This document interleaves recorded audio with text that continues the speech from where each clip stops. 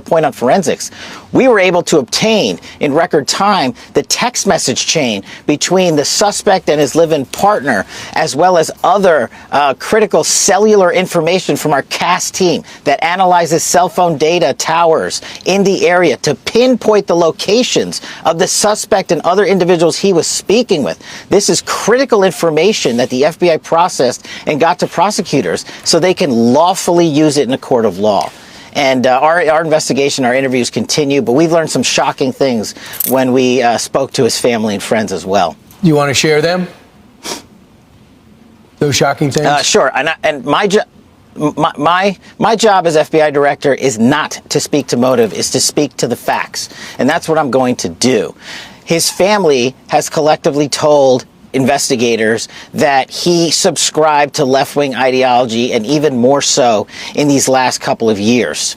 And he had a text message exchange, he the suspect, with another individual, in which he claimed that he had an opportunity to take out Charlie Kirk, and he was going to do it because of his hatred for what Charlie stood for. Those are factually accurate investigatory findings by the FBI that we've handed over to the local authorities and the federal authorities to make their prosecutorial decisions. But I believe in this instance of such public importance, the public has a right to know. And I've told you I'm committed to transparency, and that's what I'm doing here today. Hey everyone, welcome back to FTL, where we cut through the noise and get to the truth, especially when it comes to threats against our great MAGA movement. Today, we're diving into this heartbreaking story from the New York Times about the suspect in the Charlie Kirk shooting. Let's honor Charlie by exposing the facts and calling out this evil act for what it is: an assault on conservatism. The article says authorities are still hunting for a motive and digging up new details since the suspect was nabbed late on September 11th. And get this, the suspect, Tyler Robinson, 22 years old, surrendered to police about 33 hours after he murdered Charlie. Utah County Attorney Jeff Gray is set to file formal charges on September 16th, according to his chief of staff, Christopher D. Ballard. Robinson's first court appearance is the same day. Justice needs to be swift and severe here. This isn't just a crime, it's an attack on the heart of the Republican movement. Now, the meat of it. What we know about this lowlife Tyler Robinson. He surrendered around 11 p.m. on September 11th at a sheriff's office near his home in St. George, down in Washington County, southwestern Utah. That's about 250 miles from the UVU campus in Orem. Officials say a friend reached out to authorities, tipping them off, which led to the surrender. Smart move by that friend. But why didn't Robinson turn himself in sooner? Hiding out like a gutless thug after taking down a hero like Charlie. Utah Public Safety Commissioner Bo Mason said in an interview that when investigators got there, they made peaceful contact, and Robinson was very compliant. He should be begging for mercy, but as MAGA folks know, the left's enablers often play these games. A judge slapped him with no bail, holding him without bond. Good. Keep this guy locked up tight. Diving deeper into the charges. According to the court affidavit, Robinson's booked on suspicion of aggravated murder. That's first-degree felony stuff. Plus, felony discharge of a firearm causing serious bodily harm, and obstruction of justice. All felonies under Utah law. And court records show this punk has no prior convictions. Clean slate doesn't matter.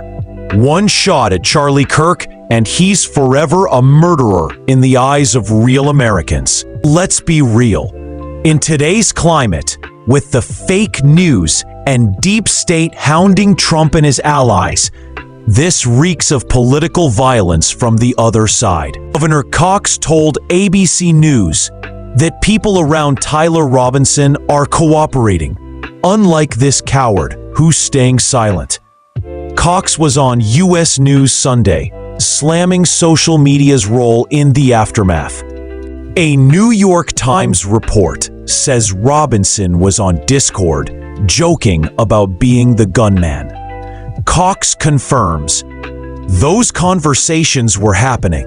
It was all joking until he admitted it was him. Cox told the Wall Street Journal that Robinson, a Utah native, was deeply indoctrinated with leftist ideology. That's the motive, straight from the suspect's own circle.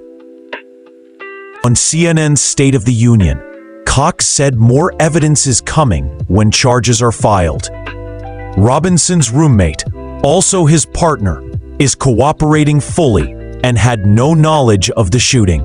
Here's the kicker.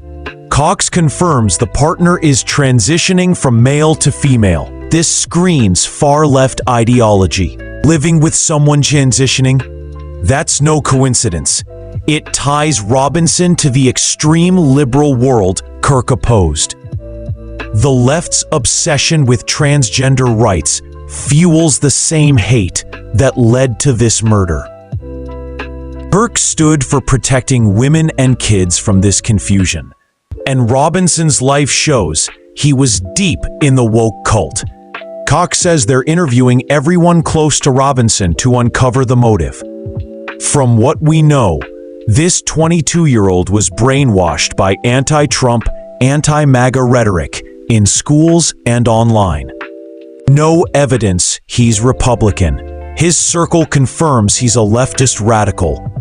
Any spin otherwise is fake news. The left's violent rhetoric against Trump allies like Charlie is the real issue. A massive memorial is set for September 21st at the 60,000-seat State Farm Stadium in Arizona, where Charlie lived with his wife and 2 kids.